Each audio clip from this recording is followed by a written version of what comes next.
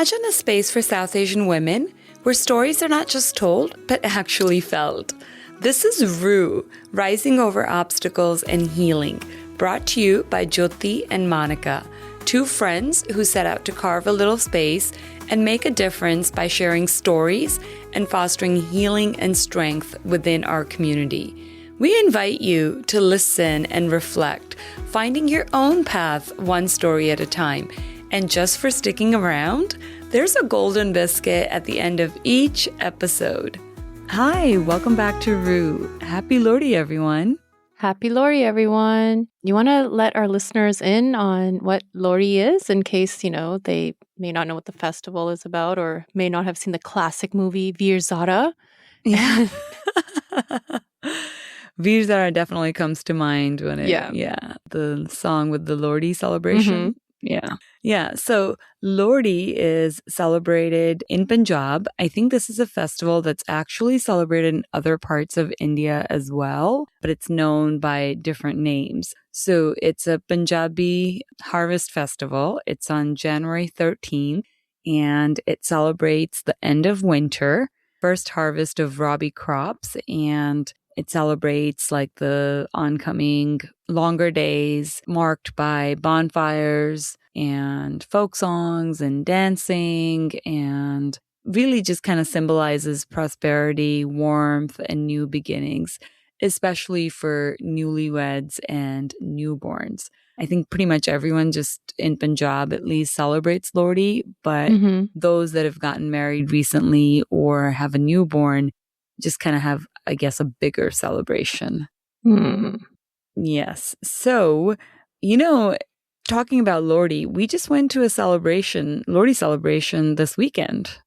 Yeah. I mean, again, it was something new and different for us this year. Usually like the Lohri celebrations that we've gone to are at home or possibly at a hall. And it's more so with just the family and the friends. And it's almost kind of like a party. Yeah. And then we do have the bonfire. But this one was kind of nice and special and different because it was held at a mandir in our local town, which was really cool because they have a cultural center on their main floor. And this mandir, what makes it special is that it's people from all across India, from different regions, and they celebrate the cultural holidays throughout the year. So it wasn't only just the North Indians, the Punjabis that were there to celebrate the Lohri. They were kind of the lead, but everyone else within, the South Asian Indian community were there to celebrate, and they all took part, which was so nice. It was so nice to see because honestly, I hadn't seen that before. So it was definitely really nice. And you know what I really liked? And this let it be an inspiration to everyone, honestly. Not only was it so nice to see people from like different parts of India celebrating Lohri, but I think it was also so nice to see people of all ages, all walks of life actually participating, dancing, singing. It was so inspirational because I think a lot of times like South Asian women especially seem to think after a certain age, like, oh, I can't get up on stage or I can't dance, And I think these women that were up there, they just like were so passionate about just celebrating and dancing and singing that they didn't care. And they looked so good. That was definitely one of the highlights, I feel like, of the event because like you said, like you could see it in their faces, how happy they were to be there and to be doing that. And it was just so nice to see them still kind of continuing that passion or their love for dance and music and the arts. Yeah. And, doing it so openly and well and everyone just cheering them on. That was really nice. Yeah. I thought so too, because I think I've grown up around women like saying, oh, I'm just too old now. Yeah. Like I can't, what will people say? Yeah. I can't wear this color. I can't wear this lipstick now, like things like that. I know. Yeah. It's like, I would hear, I don't know if you've heard of the saying, Buddi Kodi Lal Lagam. No. You haven't heard I haven't heard that. Yeah, I've heard that from so many women over the years, like Buddi Kodi Lal Lagam, right? And I think it just means like, like I'm an old person and here I am dressing up as like a young girl, right? Oh. And I think that notion has to be like done with now. Yes. Right? Like life is so short. I mean, I love my bright lipsticks. I know. I think we've talked about this. I'm always going to be wearing a bright lipstick. I'll be like 80, and God willing, if I live to be 80, you will. I will still be wearing a bright lipstick and, dancing.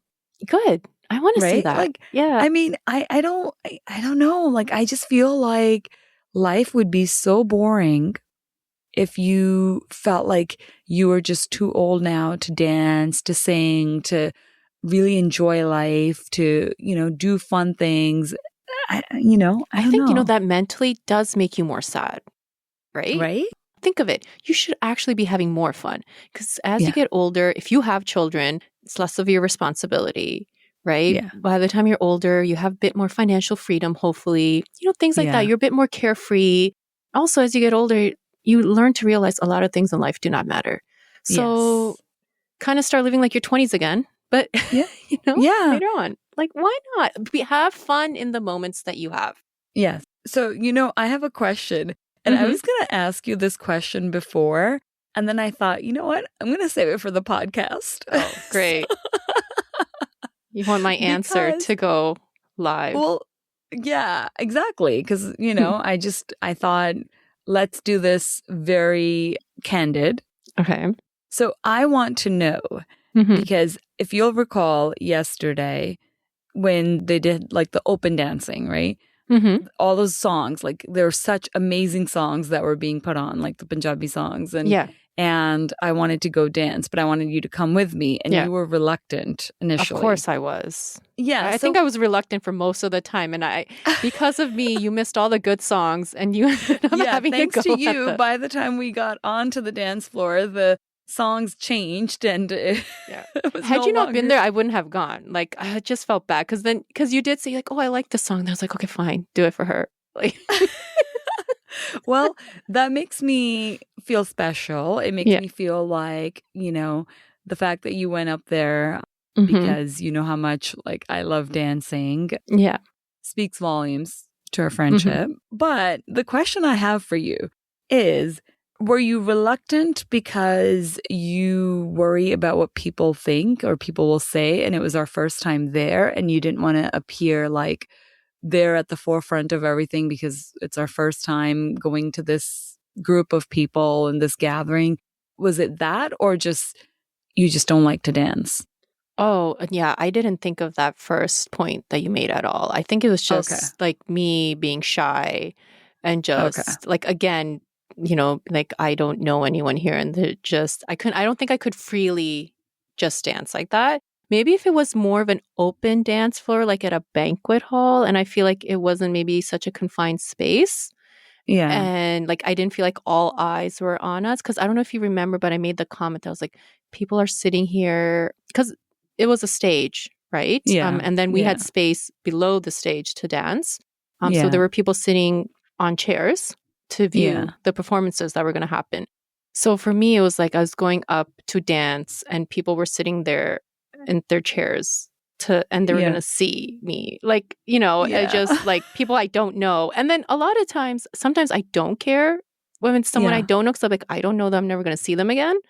Yeah. But I think it was just that dance. Because like, one, I am very shy. Two, I'm like, I'll really only truly dance if I'm open enough for it. Yeah. And I think both of those kind of were not.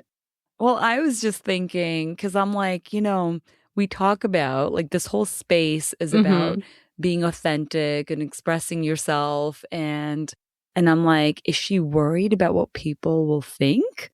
Like, oh, no, is that I just don't like to have eyes on me at all. Like, I could literally if I could, I would just live my whole life like a chameleon or something, just be camouflaged and just be in the background. Really? Yeah. That is, wow. Yeah. I don't know. I think for me, if a good song is on, like, I just can't help myself. Like, I don't care. I don't care if like, I think I forget that anyone's even looking. Yeah. Mm-hmm. I think it's just like my body just starts to kind of like move with the music. And I forget that there are people there and that they may be looking. Yeah. Yeah. So I guess as long as it's not because you fear what people will say, because, our episode last week was all about that. Mm-hmm. So as long as it wasn't the LKK syndrome guiding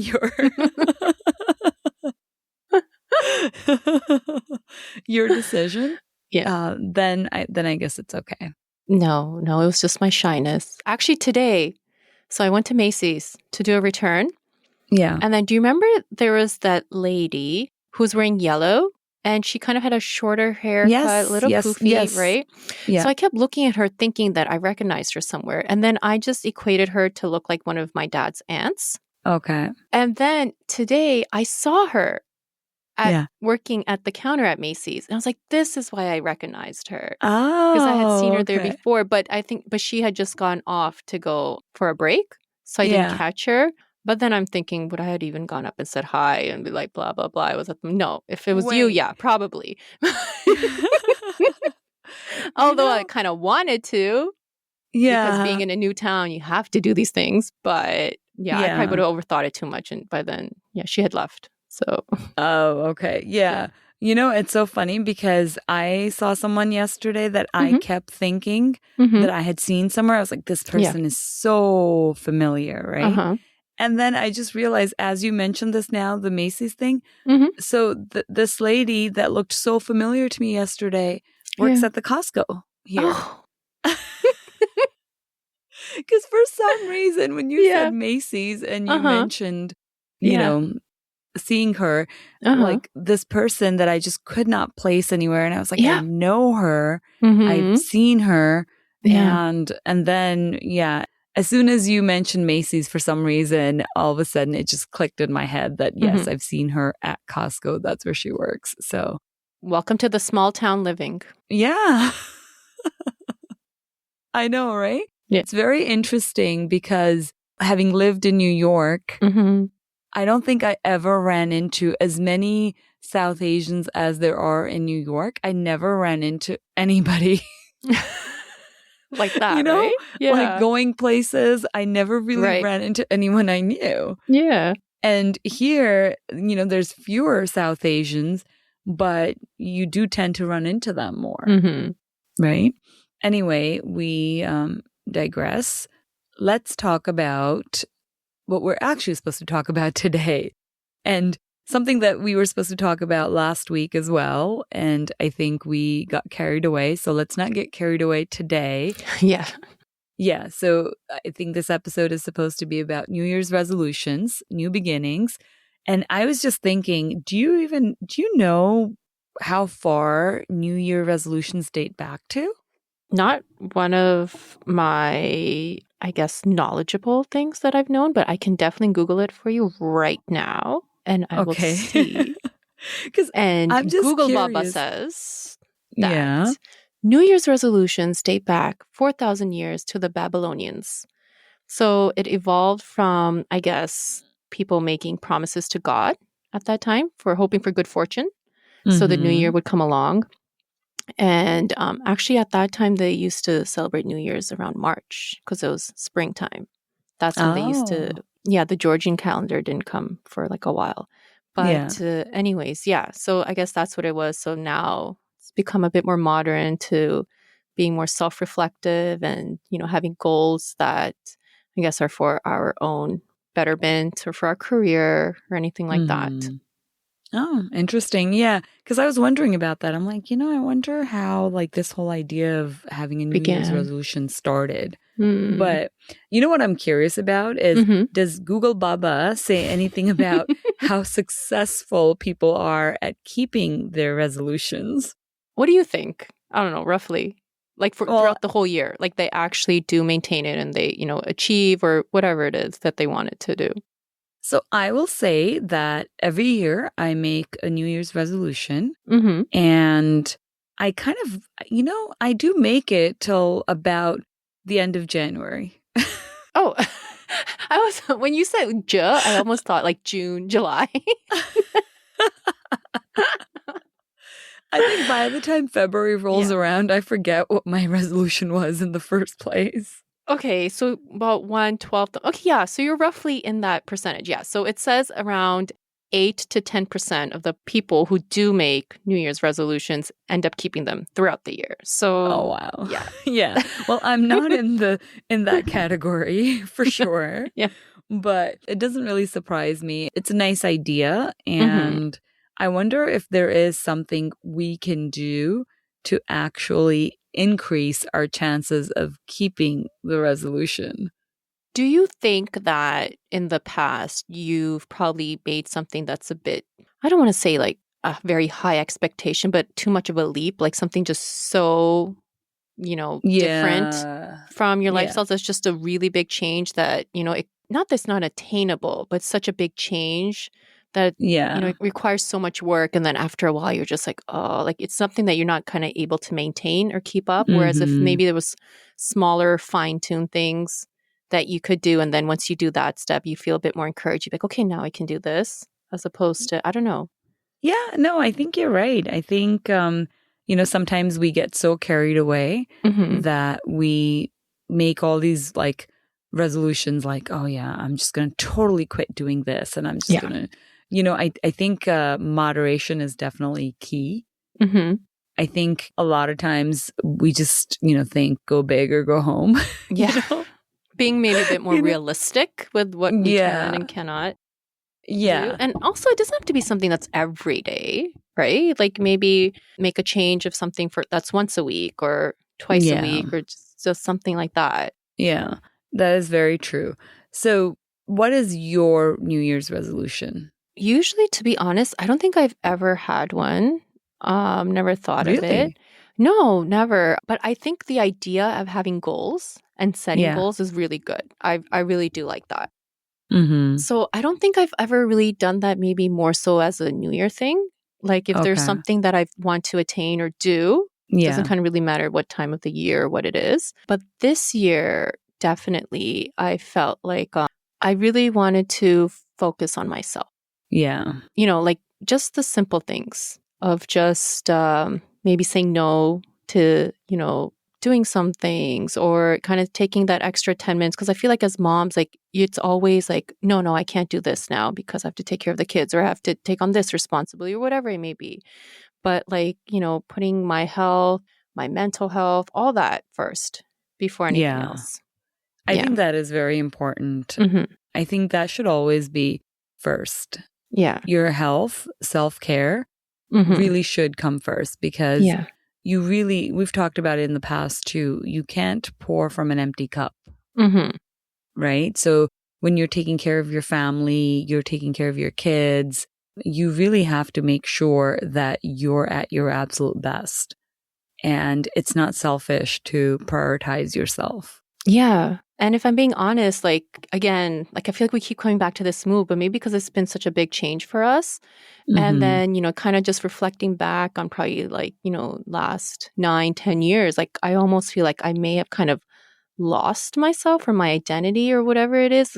Like as much as I am someone that just kind of goes with the flow, doesn't really have a lot of set plans or, ways of living life. I kind of, I guess, miss my old self. So yeah, trying to find now where, I fit in. Like, where's the old me? Where's the new me? I don't know. Let's see. Yeah. I think this is something that many women struggle with, especially like when you take on the role of being a wife, being a daughter-in-law, and then becoming a mother. There's so many different roles that you have to juggle. And I think it's very common to lose yourself between all these roles. Yeah.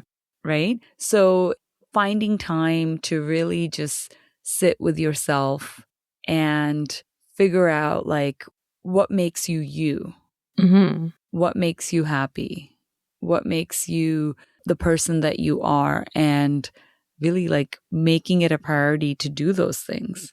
Because, life just happens so quickly. Yeah, it does. Right? And I feel like sometimes we're just a passenger.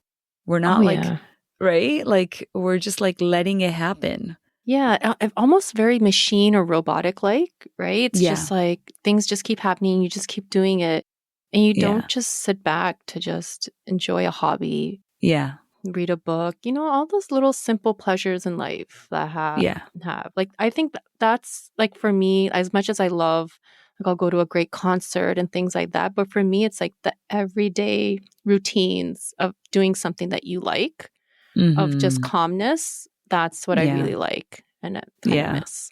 Yeah. Yeah. So this year you're going to do more of that. Yeah. Yeah. I will. You know what my New Year's resolution is? What is it? To make it past January 31st? Huh? You know what we can do is we can hold each other accountable. Yeah. So maybe you can hold me accountable for mine and I will hold you accountable. We both know who's going to be better at that. You holding me accountable. I'm a slacker. So my resolution is actually very simple. I just want to incorporate more fiber into my diet. Oh.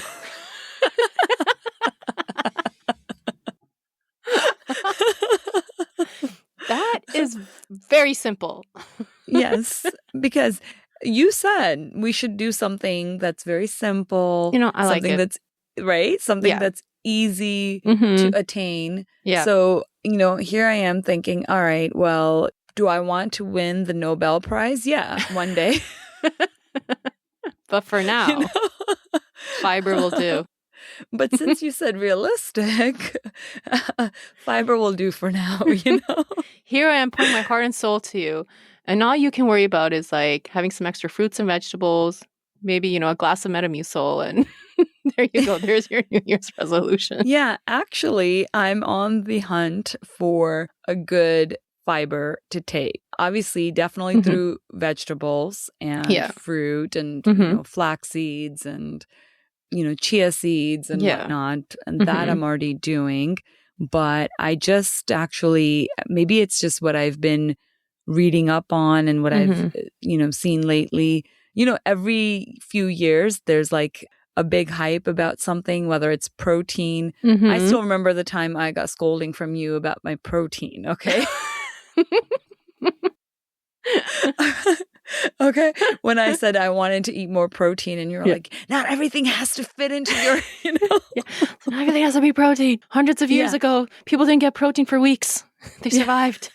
Yeah. So, I feel like every few years, it just like every nutrient sort of has its moment. Yeah. And I think fiber is like the next one. More research is showing that having a good serving of fiber, I think you're supposed to eat like about 25 grams of fiber a day. And honestly, like despite what I eat with all those veggies and everything, I'm barely making it to 25. Oh, wow. So I'm someone who's never calculated or counted. Yeah. Because TMI, I just go by like how I feel, if I'm feeling healthy and my bowel movements. So. Yeah. I knew you were going to say bowel movements. I knew that was going to come up, but and you're right. That is a sign of, getting enough fiber. Yes. Right. But I'm someone who enjoys looking at numbers. Like I have to be able to quantify something. Yeah. So like if I'm making this goal of getting more fiber, I had to look at, well, how much fiber should I be getting? Yeah. And then just kind of like calculate how much fiber I typically eat. And they say like, as you get older, fiber is what helps you stay full longer. It's actually really good for you overall. Yeah, it helps you absorb your nutrients as well as you eat. So, it's very important. Yeah. And, those gore were onto something. You know how Which like... ones? Oh, yeah. You know how they eat like a salad first? Initially. Right? Yeah. It's salad and then it's like a soup or something. And then it's like their protein and then their carbs, right? So the order in which you eat food actually does make a big difference. Yeah. And fiber is something that you should have first. So your vegetables, your salad, should definitely be consumed first before you eat the rest of your meal. So whereas like, I think a lot of times in the South Asian diet, we don't put a big emphasis on having salad. Oh, no, not at all. Right? Yeah. So I think like as many vegetables that you can even like include in your salad, like it's very beneficial. So all right, I believe you in this one. You're going to do this. You're going to continue this not only for 2026, you're going to carry it over into 2027. I know it. Yeah, let's hope so, right? Yeah. Well, aside from the fiber, do you have any other goals for yourself or resolutions? Well, yes, of course. Not saying that the fiber is not important. It's important. Just it is very curious. Yes. Yeah. Fiber is very important. To all those listening, if you're not getting enough fiber, make sure to incorporate it into your diet. It's very important. Yeah. Knowing you're not that simple or easygoing on yourself. So any other goals you may have for yourself for 2026? Yes. So I do. I would like to really work on saying no. Okay. I feel like I have a very hard time saying no to people, and just I tend to overextend myself. And it's just, I don't know, like even my husband just made this comment the other day. He's like, you don't have to go to every single thing that you're invited to, and I think he's right. Like I'm one of those people, like I genuinely feel bad saying no. So if someone says like, hey, come over or let's do this, or even though like, let's say I have something urgent or something important pending, I will stay up until 2 a.m., 3 a.m., like trying to take care of that just so that I can make this commitment. And I just like fear saying no to people. I can't imagine that I'm the only one who feels this way. I think, like we mentioned before, a lot of South Asian women tend to overextend themselves. So my goal this year for myself is that I'm going to learn to say no and not feel guilty about it. Yeah, you shouldn't. I like that you kind of recognize that part of you, because you do a lot and you take on a lot. And I think it's not only just, you being able to see how your schedule and timing is, and if you can make an event or something fit into your schedule. I've also noticed you also, offer help a lot. And I wonder, sometimes it takes away from something for yourself or your time, or it adds on to your load even more, because you're always the first one to always be there for everyone. Yeah. I think sometimes it is at the expense of my health and my mental well-being. Yeah. And, so yeah, definitely. I think sometimes it is at the expense of that. But I also genuinely enjoy it too. I think that's the tricky part, right? Is that I do enjoy helping others. I do like being someone that people can depend on, right? So I think for me, it's about that as well. I think it's learning to recognize when I start to enjoy it less and feel that it's more work for me, is when I feel like I just kind of have to cut it off. Yeah. And it's finding that balance. So maybe that's what I should say I want to focus on, is finding that balance of, yes, helping others, being there and committing to, doing things and whatnot, but not at the expense of my health. Yeah. So, and, once I feel like you say those words, like not at the expense of my health, hopefully, that takes away any guilt you feel when you do have to say no to something. Yeah, you're right. So I say that this year, 2026 and onwards, we prioritize ourselves. We don't feel guilty for saying no. And we make sure that we give ourselves the priority and the love and the attention and the care that we give to our family members, because we are worth it. This episode was brought to you by L'Oreal. You are so worth it. As I was saying that is kind of what I was thinking. When I said because we're worth it, I'm thinking, this is a slogan.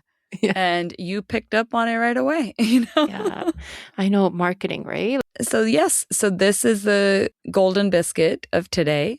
You are worth it. So do whatever it takes to prioritize yourself, right? Yes, we're going to do this year. Take in the fiber, take the time for ourselves, and say no. And anything else that you guys, the listeners, have in mind that you're thinking of to make 2026 your year, please, hit us up in our DMs on our Instagram page. When we put up our stories, leave comments. And if you want, please, we'd love to hear your stories. Come on and record an episode with us. That would be amazing. Yeah. So we'll be back next week. Bye. Thank you for listening to Rue. We appreciate you joining us as we cultivate a community of strong, empowered women, one story at a time.